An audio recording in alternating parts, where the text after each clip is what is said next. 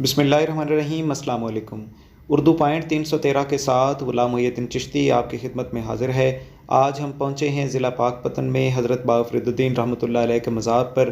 हज़रत बाबा फ़रीदुद्दीन रहमतुल्लाह अलैह फरमाते हैं, कोठे मंडप माड़ियाँ इत न लाइए चित, मिट्टी पई अतोलवीं कोई न होसी मित। हज़रत बाबा फ़रीदुद्दीन रहमतुल्लाह अलैह के इस तरह के बहुत सारे अशार हमें मुख्तलिफ़ किताबों में नज़र आते हैं। आप फरमाते हैं, काले मैडे कपड़े काला मैडा भेस, मैं फिरां गुनाही भरिया लोकी कहण दुर्वेश। हज़रत बाबा फ़रीदुद्दीन रहमतुल्लाह अलैह पंजाबी ज़ुबान के सबसे पहले शायर हैं। फ़रीदुद्दीन गंज शकर आपका असल नाम मसूद और लक़ब फ़रीदुद्दीन था। आपकी विलादत 1173 बामुताबिक 589 हिजरी में हुई और विसाल 1265 बामुताबिक 667 में हुआ। आपका ख़ानदानी नाम फ़रीदुद्दीन मसूद है और आपकी वालिदा का नाम कुरसम खातून और वालिद मुहतरम काजी जलालुद्दीन हैं। बाबा फ़रीदुद्दीन रहमतुल्लाह अलैह 5 साल की उम्र में यतीम हो गए थे। आप बग़ैर किसी शक व शुबा के पंजाबी अदब के पहले और पंजाबी शायरी की बुनियाद माने जाते हैं। आपका शुमार बर्रे सग़ीर के मशहूर बुज़ुर्गों में होता है जिन्होंने इस्लाम की शमा जलाई और सिर्फ़ एक अल्लाह की दुनिया पहचान करवाई। आइए हम आपको मज़ार के अहाता में लिए चलते हैं।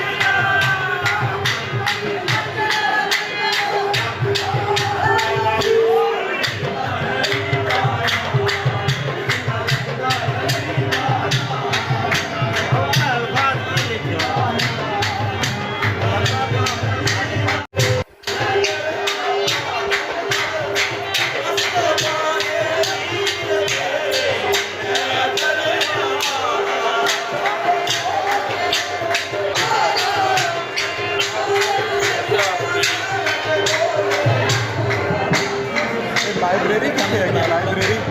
लाइब्रेरी कितने है? लाइब्रेरी थल्ले लाइब्रेरी